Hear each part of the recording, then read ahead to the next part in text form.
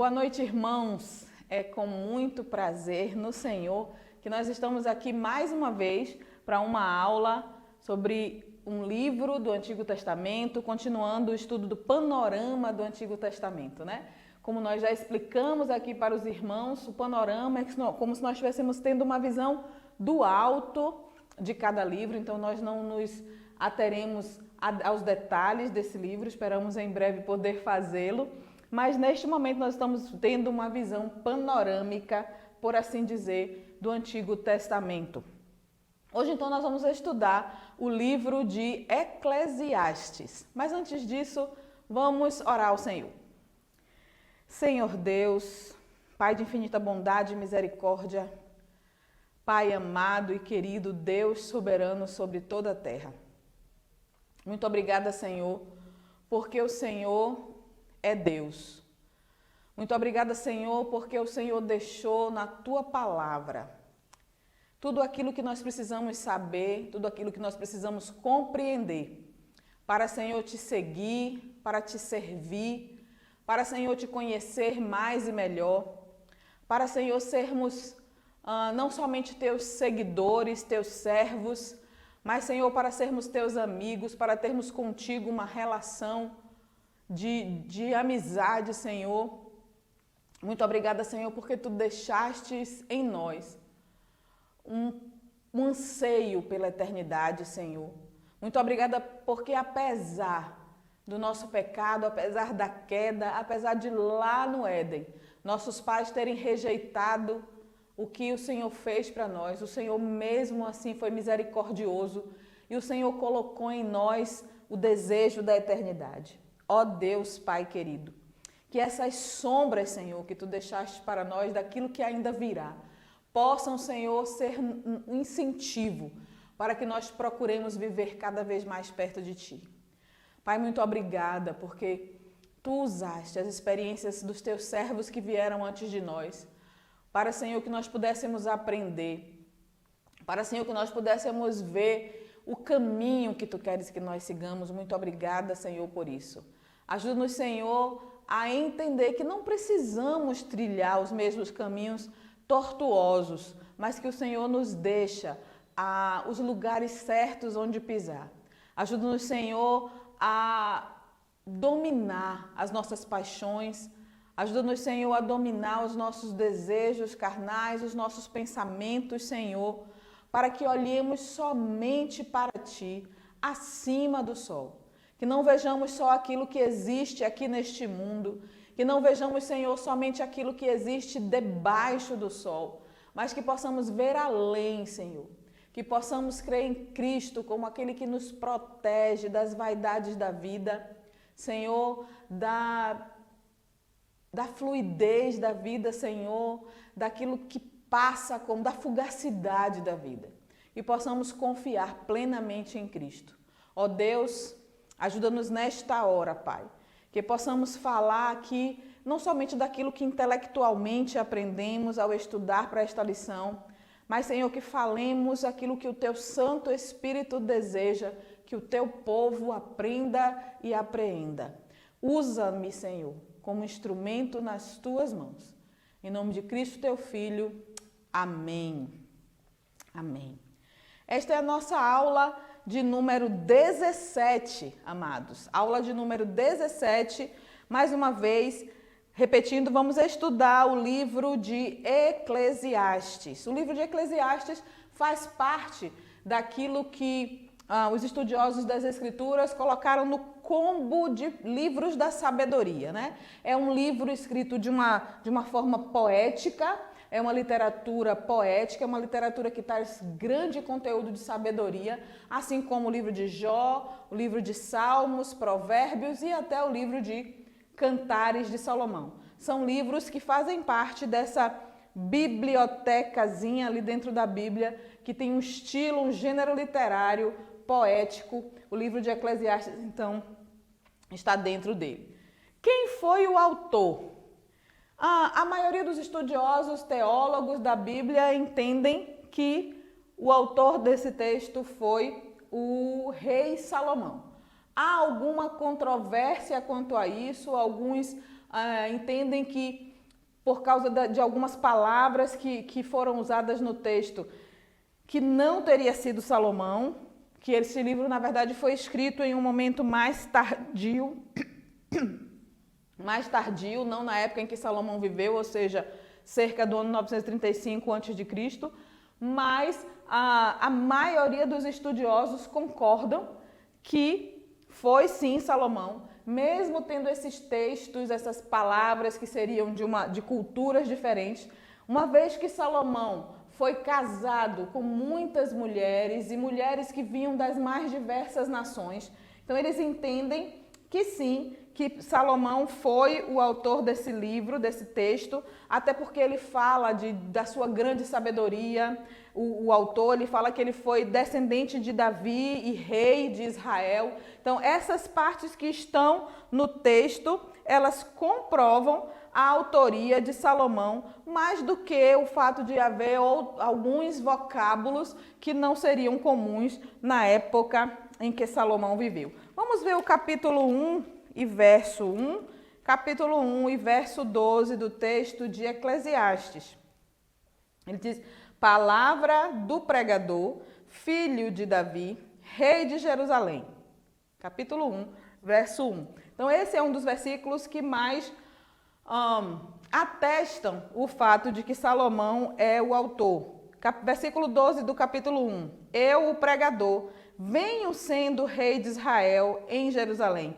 Apliquei o coração a esquadrinhar e a informar-me com sabedoria de tudo quanto sucede debaixo do céu, e por aí vai também, né? Em 1 Reis 2 a 11 também nós vemos 1 Reis, capítulo 2 a capítulo 11, nós temos um pouco da história de Salomão, e nós podemos ver que o rei Salomão realmente ele viveu uma vida que foi se distanciando do Senhor por causa das mulheres com quem ele casou, ou devo dizer, não por causa das mulheres, Salomão era um homem adulto, né?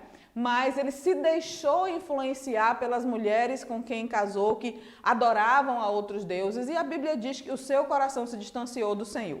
Não vamos responsabilizar o outro pelas decisões do próprio Salomão. Ele se distanciou do Senhor, ele fez a escolha.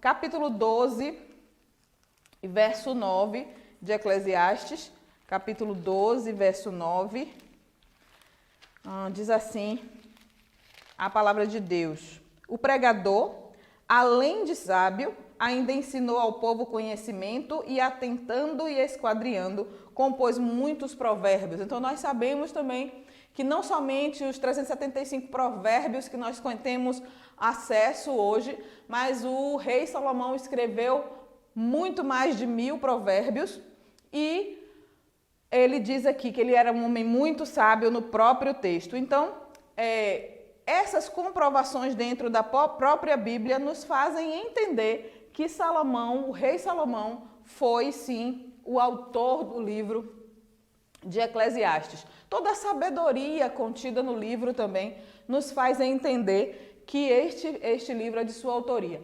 E até o fato, eu vou aqui dar um spoiler já do final do livro, o fato de que a conclusão que ele chega no final, de que a vida só vale a pena ser vivida com Deus, nos traz a esperança de que o rei Salomão, mesmo tendo uma vida dissoluta, como está relatada lá no livro de 1 Reis, ele tenha voltado o seu coração para o Senhor no final da sua vida. Então, o livro foi escrito em 935 a.C., mais ou menos. Sabemos que essa data é uma data, não é uma data específica, é uma data que pode ter acontecido aí, né, 935 antes de Cristo, ou seja, no final da vida de Salomão. São conclusões a que ele chega depois de ter vivido bastante, depois de ter feito as suas pesquisas, e então ele conta tudo o que ele fez naquele momento.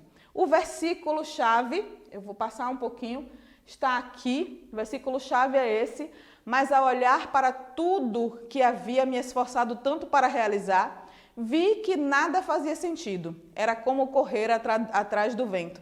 Não havia nada que valesse a pena debaixo do sol. Prestem atenção a essa expressão, amados, debaixo do sol, porque isso é muito importante. Não havia nada que valesse a pena debaixo do sol. E aí, voltando um pouquinho, a palavra, na verdade aqui eu trouxe palavras, né? Porque Salomão ele vai falar dessa palavra vaidade, nós vamos ver no início logo do texto, quando Salomão diz que, no versículo 2 do capítulo 1, vaidade de vaidades, diz o pregador, vaidade de vaidades, tudo é vaidade. Essa palavra vaidade é a palavra rebel em hebraico, e o pastor Emílio Garofalo, neste livro que eu gostaria inclusive de indicar para os irmãos, o livro Isto é Filtro Solar, que é um estudo sobre o livro de Eclesiastes, não é um comentário, é um livro de uma leitura bem agradável, né? Ele fala que é uma palavra de difícil tradução, mas os tradutores aqui que nós mais conhecemos escolheram colocar a tradução por vaidade, mas é uma palavra que significa, na verdade, ela dá um entender da fugacidade da vida, da efemeridade da vida, né? Como se tudo passasse muito rápido. Na verdade, tudo aquilo pelo que a gente vive, que a gente vê acontecer, são coisas que se vão com muita rapidez. Irmãos, hoje com meus 53 anos, quando eu olho para trás, parece que foi ali que eu tinha 15 anos. Parece que foi ali que eu estava aguardando com ansiedade a minha festa de 15 anos, porque 15 anos na minha família era uma data assim, muito importante, uma data que para nós muitas permissões eram concedidas, a gente ia poder namorar, ia poder usar maquiagem, tantas coisas que passavam a ser permitidas depois dos 15 anos. Então eu vivi, digamos assim, do momento que eu tive consciência, talvez dos 5, 6 anos, até os 15, esperando ansiosamente aquele dia que eu faria 15 anos. E depois dos 15, amados, 53 hoje. Tudo passou tão rápido, foi tão rápido. E é sobre isso que essa palavra fala. Essa palavra vaidade traduzida aí no texto é isso, é a efemeridade, é a fugacidade com que as coisas passam. E é sobre isso que Salomão vai discorrer na maior parte do texto. Tudo debaixo do sol é vaidade. Você se apega à beleza, ela passa. Você se apega à sabedoria, ela passa. E as coisas vão passando, vão passando, vão passando debaixo do sol. E aí então, por isso eu trouxe também outra palavra, porque vem a conclusão a que Salomão chegou. A soberania de Deus. Os irmãos vão lembrar que quando nós estudamos o livro de Esté, nós falamos muito sobre a soberania. E Eclesiastes, novamente, ele vai nos levar a pensar na sabedoria de Deus. Mais uma vez o texto, a gente já ouviu aqui, mas só para a gente relembrar o texto básico, mas ao olhar para tudo que havia me esforçado tanto para realizar, vi que nada fazia sentido. Era como correr atrás do vento. Não havia nada que valesse a pena debaixo do sol. Um esboço do livro, irmãos. Esse livro ele pode ser dividido em 3 partes, né? Ele tem a sua introdução e a apresentação do problema.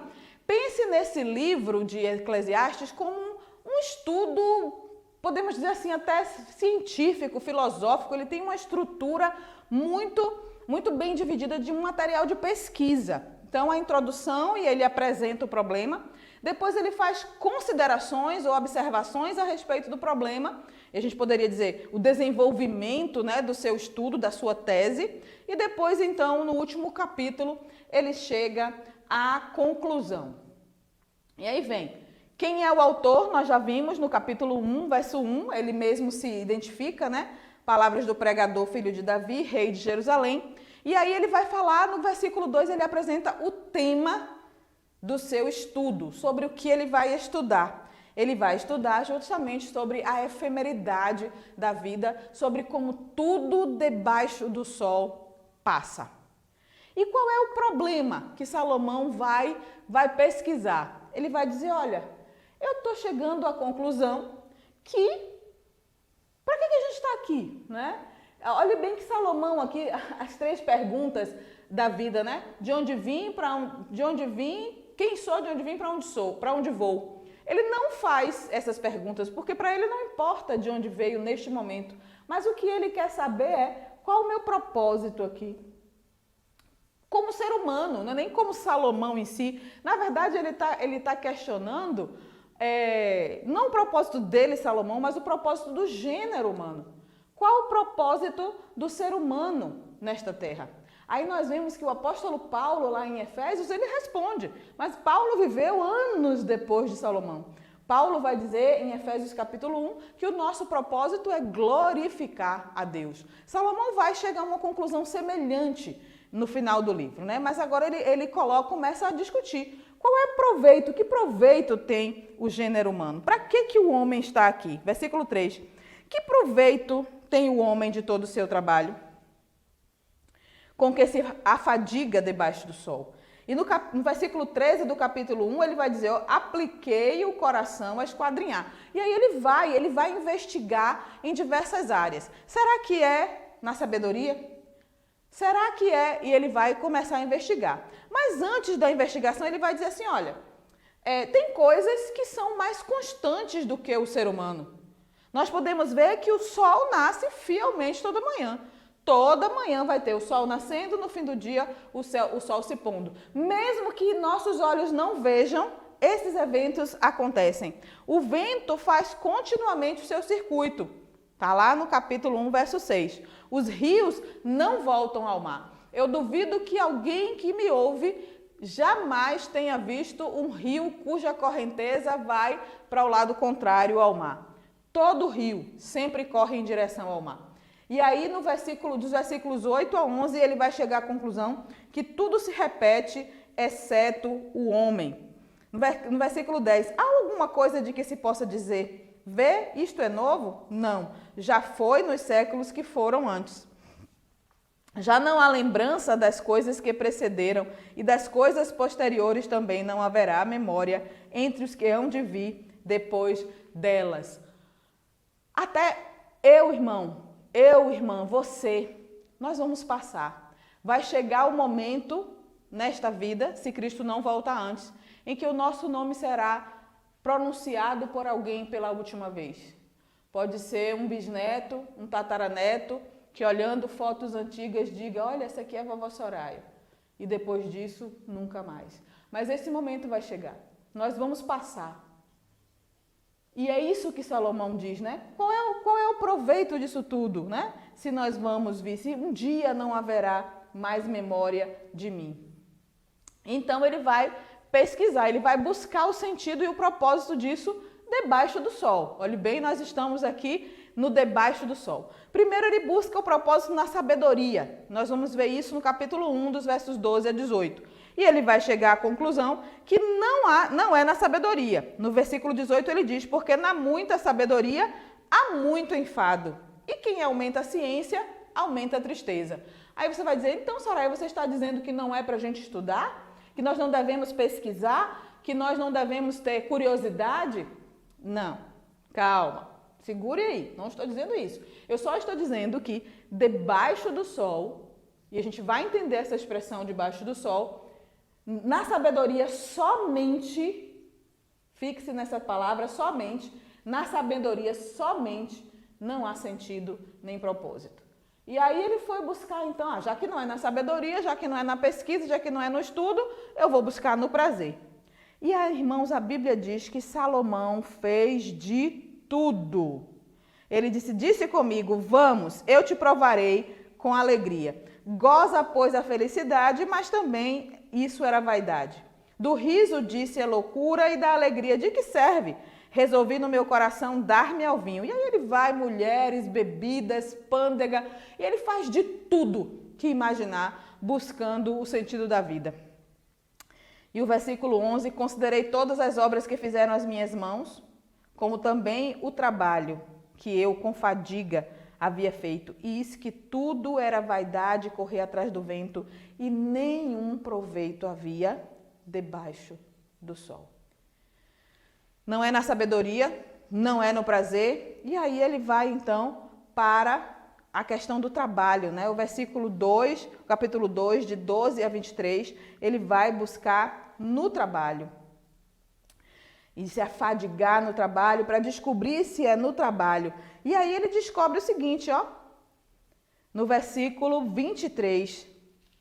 No versículos 18 em diante, ele vai falar sobre a vaidade do trabalho. No versículo 23, Salomão vai dizer: porque todos os seus dias são dores e o seu trabalho desgostoso. Até de noite não descansa o seu coração.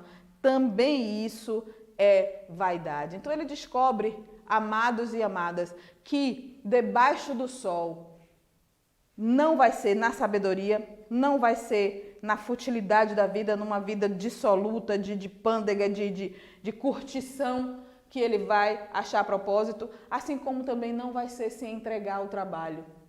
Nada disso vai achar para ele vaidade. Mas observe que no versículo 24 vem uma aparente contradição aqui, porque ele vai dizer, ainda no capítulo 2, nada há melhor para o homem do que comer, beber e fazer que a sua alma goze o bem do seu trabalho. No entanto, vi também que isto vem da mão de Deus. Aqui parece que Salomão começa a ter um start, né? Parece que agora ele vai começar a ver que precisa alguma coisa a mais, que não vai ser na sabedoria somente, no prazer somente, nem no trabalho somente. Mas Salomão começa a vislumbrar, parece aí que ele começa a olhar para acima do sol, não somente debaixo do sol, quando ele diz assim: no entanto, vi também que isto vem da mão de Deus. E é esse clique aí, amados, que nós precisamos dar e entender, como Salomão provavelmente entendeu depois de muito tempo. Vou repetir, não é na sabedoria somente, mas na sabedoria que vem do Senhor. Não é no prazer somente, mas em um prazer com o Senhor, no Senhor. Ou seja, é errado, Soraya, eu ir para a praia, eu curtir a vida, eu aproveitar o que o meu trabalho me concede? Não, de maneira alguma, contanto que eu esteja no Senhor. Aquele texto lá em 1 Coríntios que diz: quer comais, quer bebais, quer façais qualquer outra coisa, faça tudo para a glória de Deus. É aquilo que a gente diz de viver em santidade, ou seja, viver buscando agradar a Deus. Não é estarmos o tempo todo com a Bíblia na mão, não é isso que eu estou falando, mas que a nossa diversão seja sempre lembrando de quem somos. Que o nosso viver seja sempre lembrando de quem somos e quem nos deu a vida. E aí, então, Salomão chega a uma conclusão parcial, quando ele diz: viva a vida que Deus te supriu, sendo grato a Deus por isso. Lembre-se de que Deus tem o controle de tudo. E aqui entra o que nós falamos sobre a soberania de Deus. Lembre, e aí nós temos isso que eu falei, inclusive, na nossa oração, porque é algo que o pastor Garofalo fala bastante nesse livro que eu indiquei para os irmãos. Deus colocou a eternidade no coração do homem. Eclesiastes capítulo 3, do verso 1 em diante, é um texto muito conhecido para nós. É um texto que fala sobre que há tempo para todo o propósito nos céus. Irmãos amados, irmãs queridas, Deus nos criou para a eternidade. Então, dentro de nós há um anseio pela eternidade, para a eternidade. Tudo que nós vivemos aqui são simplesmente sombras do que Deus tem preparado para nós. Então, nós vamos ficar em casa de braços cruzados e não vamos fazer nada porque o que tem aqui são sombras? Não, amados. Nós vamos viver de forma intensa neste mundo, porque Deus nos permitiu, Deus nos colocou aqui. Nós vamos aproveitar a praia, nós vamos aproveitar as montanhas, nós vamos aproveitar os amigos que Ele nos permite ter, mas sempre lembrando, olhando para Cristo, sempre acima do sol, não colocando nos amigos, na diversão, no estudo, no trabalho, na sabedoria, o sentido da nossa vida. Qual é o sentido então da nossa vida? Honrar a Deus e glorificar o seu nome. Esse é o sentido da nossa vida em todo o tempo e viver de acordo com aquilo que Deus tem suprido para nós. E Salomão também entende que no fim de tudo, então, Deus fará justiça, né? Quando ele entende que Deus colocou em nós a eternidade e ele vai então produzir a justiça que ele faz sobre nós, né? Mas aí também, aqui não é o final do livro, nós ainda estamos no capítulo 3 e o livro vai até o capítulo 12.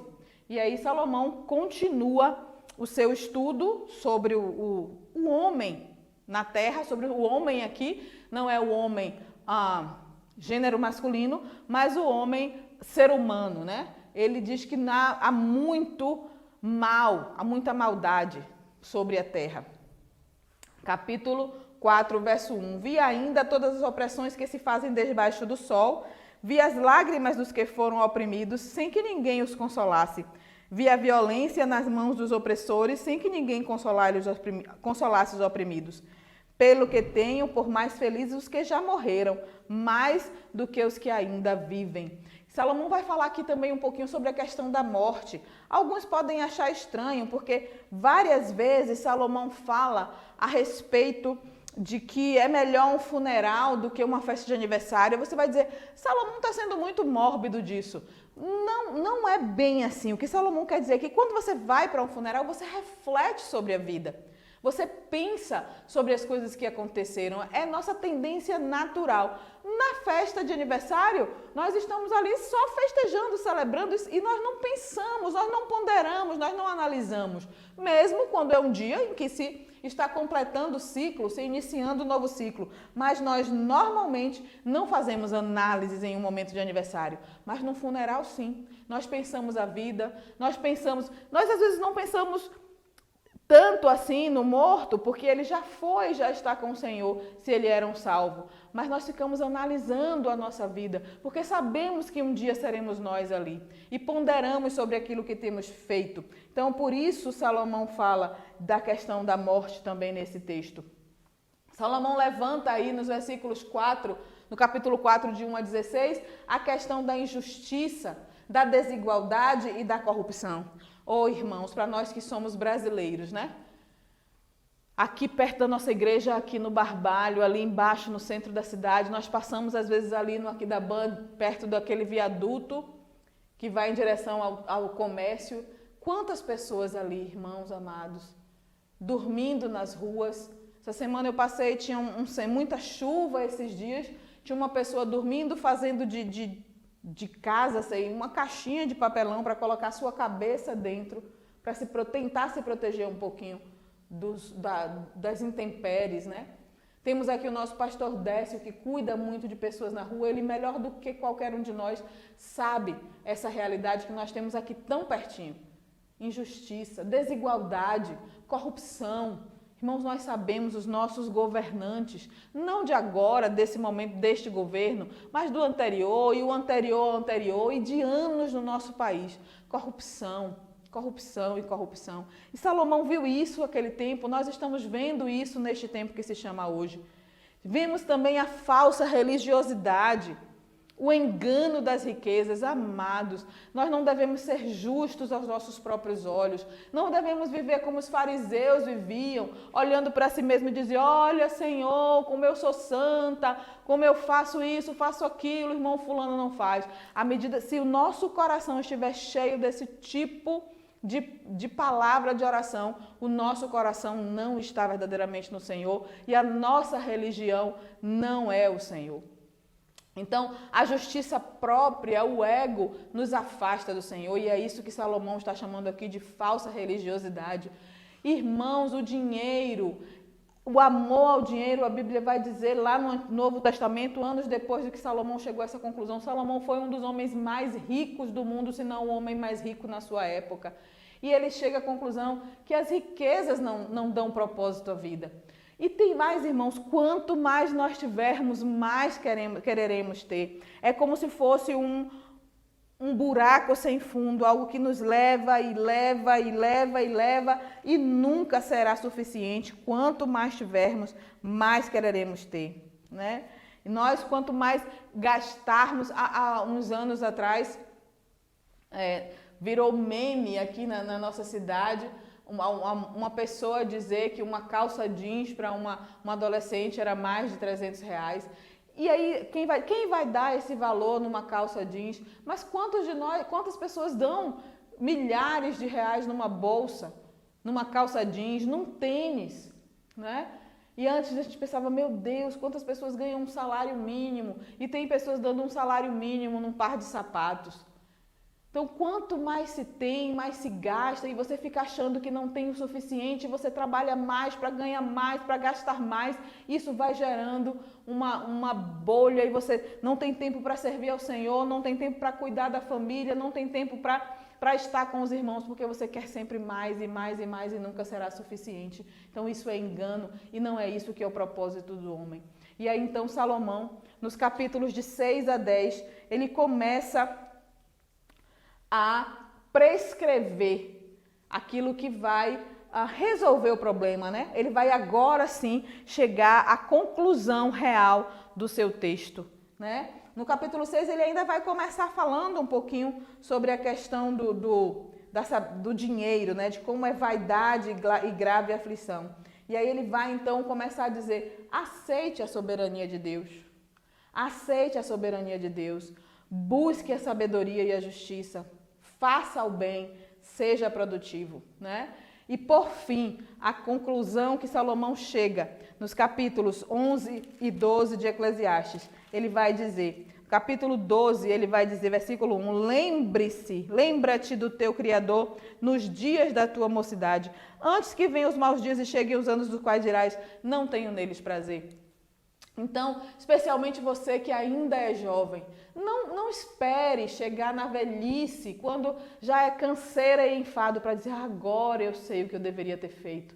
Não, a gente já tem Salomão, já tem tantas outras pessoas que viram a verdade e estão dizendo para nós, olha, Deus, o propósito do homem é lembrar de quem criou, saiba quem é Deus, viva de acordo com o propósito de Deus, respeite Deus e descanse em sua soberania. Entenda que coisas boas e ruins acontecem aos maus e aos bons. Entenda que depois da queda, do pecado, quando o pecado entrou no mundo, este mundo foi quebrado. O que Deus queria para nós foi quebrado e hoje nós vivemos apenas sombras. Então, se há muita corrupção no nosso mundo, é consequência do pecado lá atrás. Então a gente vai aceitar? Não. Nós vamos olhar para Cristo, porque o nosso olhar não pode estar somente debaixo do sol, mas nós temos que olhar acima do sol. Vamos lembrar que a nossa vida é acima do sol. E enquanto nós estamos vivendo aqui debaixo do sol, nós vivemos olhando para cima do sol, vivendo como cidadãos daquela terra nesta terra, fazendo bem ao próximo, honrando e glorificando ao nosso Deus, vivendo as alegrias que nós tivermos aqui de maneira que agrade ao Senhor, né? Então, lembre de quem lhe criou, respeite a Deus, Elohim, e descanse então em sua soberania. É a conclusão que o nosso pregador chega. Se nós fôssemos resumir o livro de Eclesiastes em uma sentença, poderíamos dizer: o pregador faz uma revisão da vida, aponta as coisas más, exorta-nos a aproveitar o que é bom, porém, debaixo da orientação do temor do Senhor. Esse, porém, é muito importante. Aproveitar o que é bom, debaixo da orientação do temor do Senhor. Palavras importantes do pregador. De tudo que se tem ouvido o resumo de tudo isso é: teme a Deus e guarda os seus mandamentos, porque isto é dever de todo homem. Se você for em Provérbios, capítulo 1 e verso 7, você vai ver já uma palavra do próprio Salomão, quando ele disse que o temor do Senhor é o princípio da sabedoria. E aí você vai ver a sabedoria, não uma sabedoria humana, não a busca em conhecimento somente nos livros, somente na razão, mas uma sabedoria que vem do alto, uma sabedoria que vem de Deus. E a partir dali, então, o conhecimento intelectual vem e vai multiplicando com uma base que é sólida, uma base no Senhor. Algumas curiosidades a respeito do livro de Eclesiastes. O nome Elohim, que é o nome Deus Criador, o Deus que fez os céus e a terra, né? A palavra Elohim, o nome de Deus que está lá em Gênesis capítulo 1. No princípio criou Deus, Elohim, os céus e a terra. É repetido 39 vezes neste livro. E não há nenhuma única vez a palavra Jeová, que é o Jeová, Deus Yahvé, Deus dos judeus. Então, por isso nós entendemos que esse texto também ele é um texto escrito não para os judeus somente, mas para todo homem, em todo lugar, em toda época. A palavra rebel, traduzida por vaidade, aquela palavra que está lá no capítulo 1, verso 1, ela é repetida também 39 vezes no livro. Tudo é vaidade, é tudo vaidade. E a expressão do debaixo do sol é repetida 30 vezes. Então, irmãos, o pregador quer deixar bem claro para nós que tudo é vão debaixo do sol. Nada tem muito valor distante do Senhor. Mas se você está com o Senhor, se você anda no Senhor, então as coisas têm um olhar diferente. Onde é que você está colocando o seu foco? A sua felicidade está no trabalho? A sua felicidade está nos prazeres? A sua felicidade está na sabedoria, no estudo, no conhecimento? Se é assim, irmãos, está colocando a sua felicidade no lugar errado. A sua felicidade deve estar no Senhor. A sua esperança, o seu consolo deve estar no Senhor. Essas coisas outras, elas vêm como bônus, como prêmio, para quando nós colocamos a nossa fé somente no Senhor. Em Eclesiastes, o que nós temos de doutrina no livro de Eclesiastes, né? Em Eclesiastes, nós temos o Deus como Deus criador, como o texto que eu acabei de ler em Eclesiastes capítulo 12, né? E como criador, vai além daquele que criou, que fez todas as coisas. Vamos ler o verso 5 do capítulo 11. Assim como tu não sabes qual o caminho do vento, nem como se formam os ossos no ventre da mulher grávida, assim também não sabes as obras de Deus que faz todas as coisas. Então, ele não é só fazer as coisas, mas aquele que é soberano, que conhece tudo. Ele dá a vida, Eclesiastes 8:15 e 9:9. Então exaltei eu a alegria, porquanto para o homem nenhuma coisa há melhor debaixo do sol do que comer, beber e alegrar-se, pois isso o acompanhará no seu trabalho, nos dias da vida que Deus lhe dá debaixo do sol. O irmão, a irmã pode dizer, Soraya, você está se contradizendo, mas eu não estou, irmãos, nem tão pouco Salomão o fez quando escreveu esse texto, porque ele diz, olha, nos dias da vida que Deus lhe dá, ele é que reconhece o presente de Deus, podemos sim nos alegrar e viver reconhecendo quem é o Senhor.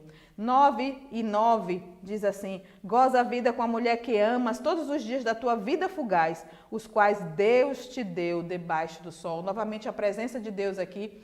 Deus também é o organizador da vida. Lá no capítulo 3 nós já falamos sobre isso. Tudo divididinho, né? Tempo para tudo debaixo do sol. Eu já falei com os irmãos aqui, o outro texto que fala que há tempo para tudo e todo propósito, né? Para toda e obra debaixo do sol. Não é todo propósito, mas há tempo e modo, né? Há tempo e modo para todo propósito debaixo do céu. Então a gente precisa entender que Deus tem tudo sob controle. Você crê nisso, meu irmão, minha irmã? Que Deus tem tudo sob controle? Mesmo que pareça um caos, Deus tem tudo sob controle. Descanse nele. Confie nele, né? Ele mantém até as coisas mais simples em execução, como nós vimos lá no início, né? Os rios correm para o mar, o sol nasce e se põe todo dia, os ventos seguem o seu ciclo. Então, confie no Senhor, que Ele é todo-poderoso. E outra doutrina importante que nós vemos neste texto é a decadência do ser humano. Quem melhor do que nós, vivendo no século 21, para entender e ver a decadência do ser humano? O realismo de Eclesiastes leva ao reconhecimento da natureza do ser humano caído, né? Somos caídos, estamos separados de Deus. Capítulo 5 e verso 2. Não te precipites com a tua boca, nem o teu coração se apresse a pronunciar palavras alguma diante de Deus, porque Deus está nos céus e tu na terra, né?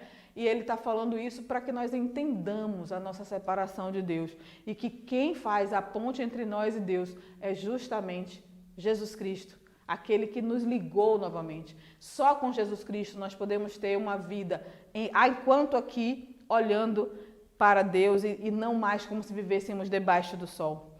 Nós somos sujeitos à morte como qualquer outra criatura. Tem uma parte aqui de Eclesiastes, como eu já falei, que ele fala da morte e ele diz assim como os animais, nós também vamos morrer, vai acabar. Todos os seres humanos são pecadores e o pecado domina a raça humana. Nós já sabemos disso, não é, meus amados irmãos e irmãs? O pecado domina a nossa raça e é essa a conclusão. No versículo 3 do capítulo 9, este é o mal que há em tudo quanto se faz debaixo do sol. A todos sucede o mesmo. Também o coração dos homens está cheio de maldade. Nele há desvario enquanto vive, depois rumo aos mortos. Os irmãos estão cansados de ouvir, como o mundo lá fora diz, você tem que seguir o seu coração. Faça o que o seu coração mandar. Mas de acordo com a Bíblia, aqui em Eclesiastes fala que nosso coração está cheio de maldade. Em Jeremias diz que enganoso é o coração mais do que todas as coisas. Então, amados e amadas, nós não podemos nem devemos seguir o nosso coração, mas seguir aquilo que o Senhor Jesus deixou para que nós seguíssemos. Precisamos nos conhecer, sim. Precisamos saber quem nós somos para que nós consigamos negar o nosso eu, pegar a nossa cruz e seguir Jesus Cristo, nosso Salvador. Romanos 8, de 18 a 22, é a única, o autor aqui da nossa revista diz, aparentemente a única citação que tem de Eclesiastes aqui no Novo Testamento, porque para mim tenho por certo que os sofrimentos do tempo presente não podem ser comparados com a glória a ser revelada em nós.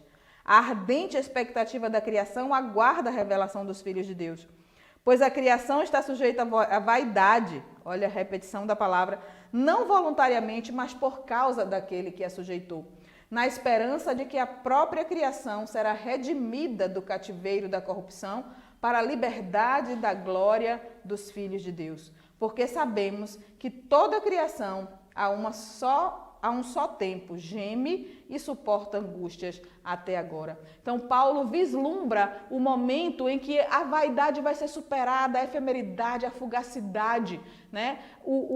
A sujeição a que nós vivemos hoje debaixo do céu será superada e aí nós seremos como antes do pecado, seremos transformados de glória em glória, né?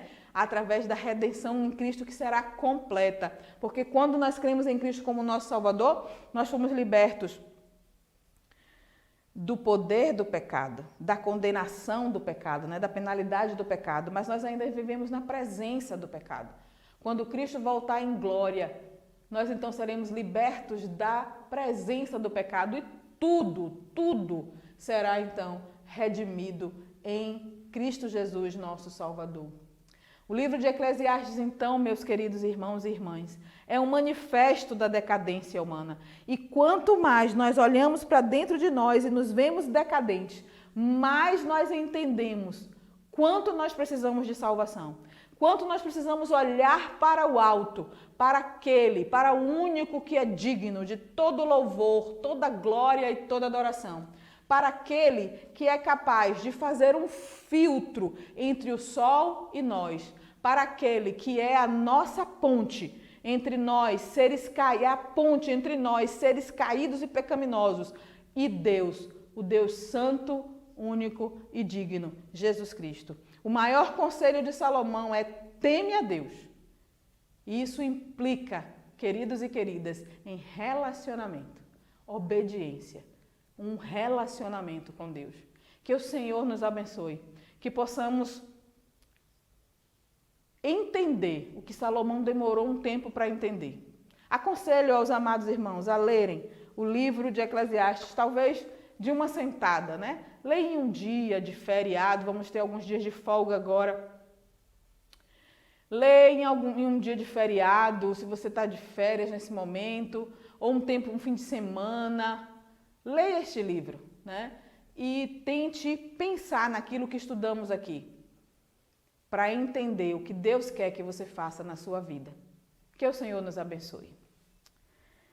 Senhor Deus, amado Pai que está nos céus, muito obrigada mais uma vez pela Tua palavra. Ó Deus, obrigada, porque o Senhor tem nos dado formas de Te conhecer mais e melhor.